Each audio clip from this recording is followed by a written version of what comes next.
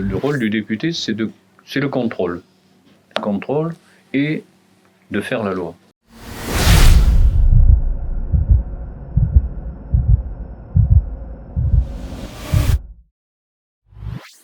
Bonjour, nous sommes les démocratines. Aujourd'hui, nous allons interviewer Monsieur Alain David, le député de la Gironde. Nous allons lui poser des questions sur le rôle du député dans notre démocratie. Et maintenant, mettez des likes et suivez-nous sur la chaîne du collège pour plus de vidéos. Bonjour Monsieur le député. Merci de venir au collège et d'accepter de répondre à nos questions. Comment êtes-vous devenu député et quel est votre rôle? Alors, on devient député par une élection. Alors, avant l'élection, il faut être candidat.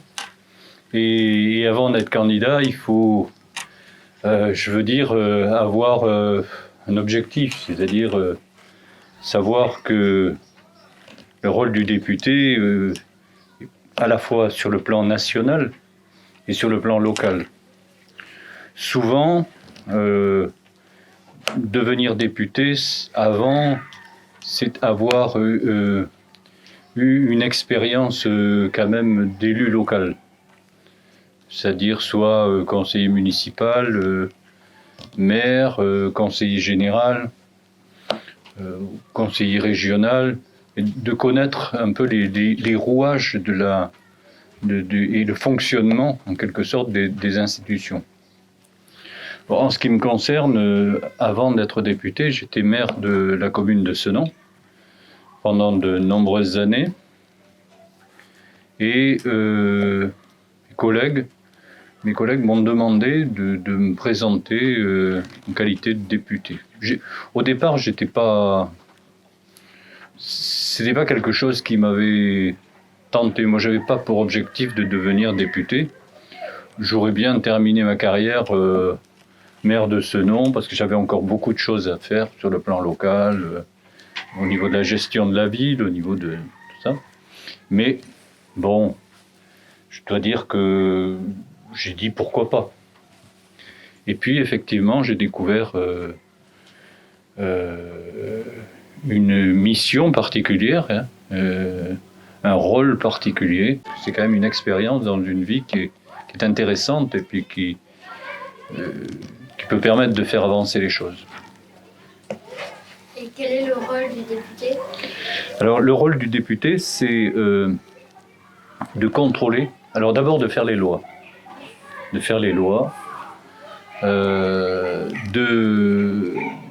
De contrôler les actions de l'État, du gouvernement. C'est-à-dire autant les finances que les actions du gouvernement. Voilà. Le rôle du député, c'est le contrôle. Le contrôle et de faire la loi. Alors faire la loi, pourquoi? Parce que pour régler les problèmes de notre société, quoi. Au fur et à mesure que les lois et un tas de lois qui existent déjà, mais il y a besoin d'ajuster ça et là, d'apporter selon l'évolution de la société, d'apporter de nouvelles règles, en quelque sorte, du vivre ensemble, mais aussi du fonctionnement de notre société. Et c'est ça un peu qui se traduit ensuite par la confection de la loi, quoi. L'élaboration d'une loi. C'est un processus qui est très complexe, qui nécessite beaucoup d'auditions, beaucoup de discussions, de façon à ce que la loi soit juste et corresponde aux intérêts, en quelque sorte, de notre société, du meilleur fonctionnement possible de notre société, avec des règles d'équilibre entre les uns, entre les autres, entre les hommes, des équilibres entre le fonctionnement même de notre société. Voilà, ce sont des règles du vivre en commun qui sont mises en place, quoi. Étiez-vous un bon élève? Que pouvez-vous nous dire sur votre année au collège? De bons souvenirs,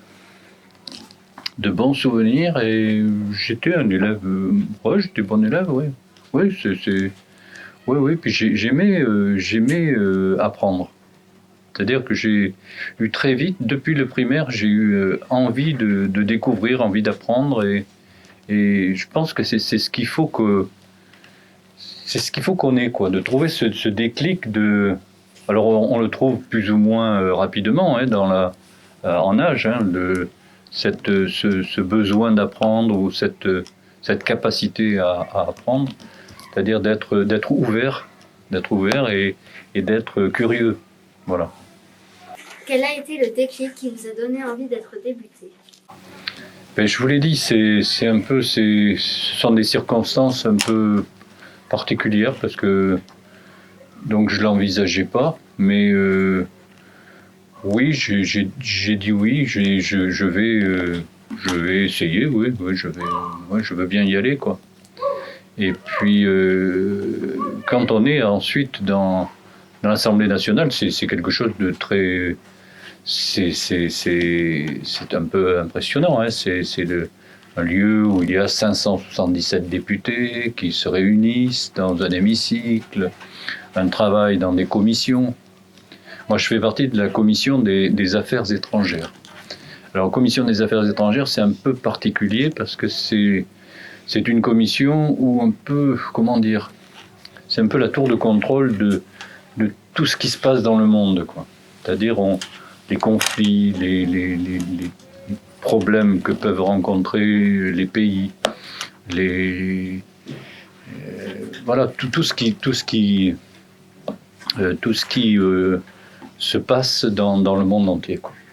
Alors, ouais, vous voyez, hier, par exemple, je présentais une résolution pour attirer l'attention du gouvernement français sur le problème des Ouïghours. Alors les Ouïghours, bon, on ne connaît pas forcément, enfin tout le monde ne connaît pas forcément, mais c'est une partie du peuple qui vit en Chine et qui est persécuté par l'État chinois. Parce qu'ils sont musulmans, donc ils sont rejetés par le gouvernement chinois, qui les met en camp de concentration, en camp de travail, qui vraiment fait... Il y a, voilà, alors bien sûr, ça ne concerne pas directement l'État français, mais je veux dire, on peut alerter dès qu'on voit que dans le monde, il se passe des choses comme ça. Nous avons un devoir d'alerte, en quelque sorte. Que pouvez-vous nous dire de la démocratie aujourd'hui en France? Ben, alors, la France est un pays démocratique, où la démocratie existe et où les citoyens sont libres, hein, sont libres de s'exprimer, libres de circuler, libres de construire, libres d'entreprendre, libres, voilà. Après, la France est un pays de liberté. Quand on le compare à d'autres fonctionnements, on voit bien qu'il y a des pays où la démocratie est prépondérante. Et il y a des pays où il n'y a pas de liberté, il n'y a pas de possibilité de s'exprimer. Par comparaison, on peut, en quelque sorte, voir comment ça et là les gens sont considérés et peuvent arriver à vivre dans leur propre pays. Non, la démocratie fonctionne bien en France. Mais la démocratie est ce qu'on en fait. C'est-à-dire que c'est chacun qui... La démocratie, c'est un peu à l'image de la liberté. On dit bien que la liberté, ma liberté s'arrête où commence celle des autres, quoi. C'est un respect d'un certain nombre de règles. C'est tout ça, quoi. La liberté. Nous sommes dans un pays de liberté, un pays de démocratie. Voudriez-vous être président de la République? Non. Non. Vous savez, c'est des ambitions qui... Non, c'est... D'abord, il y a un président de la République tous les 5 ans, hein, ou maintenant, hein, bon. Je pense qu'il y a la plupart, jusqu'à présent, la plupart des présidents émanaient d'un parti politique. Alors c'est complètement faussé là actuellement parce que il y a des individus, des personnes qui se pensent investis ou qui ont des projets, mais c'est plus des projets individuels que des projets collectifs. Il y a encore quelque temps, il existait une structuration de projets collectifs, c'est-à-dire que des grands partis réfléchissaient à des orientations. Vous aviez la droite qui avait ses théories, hein, et la gauche qui avait ses théories, il y avait tout un tas de personnes qui se rassemblaient autour de certaines idées, certaines idéologies, certaines, voilà, et qui travaillaient sur des projets de société, en quelque sorte. Et ces projets de société, ensuite, étaient si vous voulez, représentés sur le plan national par une personne, celle qui représentait le mieux son propre parti, cette propre idéologie.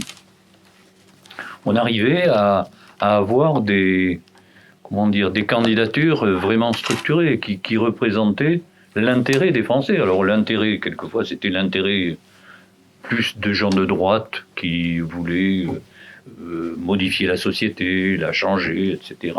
Et puis vous aviez des gens de gauche qui avaient des projets plus humains, plus sociaux, etc. Mais c'était bien identifié, quoi, hein, avec...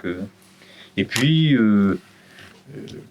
la société évoluant, maintenant les médias étant de plus en plus puissants, les médias remplaçant presque, on pourrait dire, les partis politiques, on n'arrive plus à s'orienter de la même façon.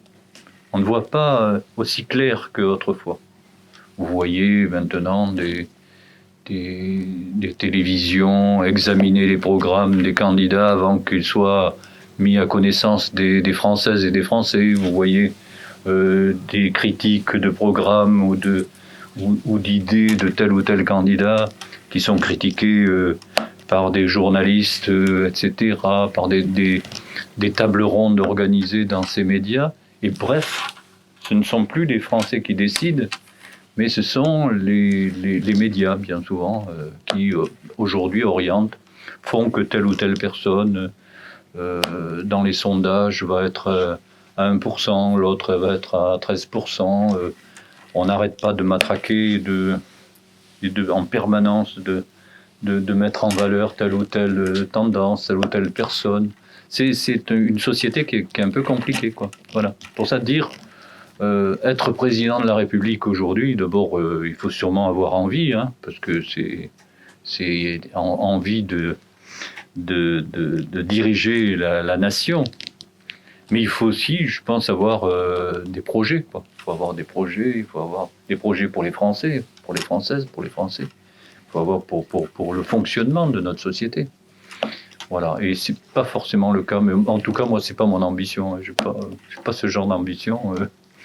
Non, je suis bien tranquille. Moi, vous voyez, je serais resté maire de Senon, moi, ça m'allait très bien. Voilà. Merci d'être venu et d'avoir accepté de répondre à mes questions. Merci beaucoup. Merci.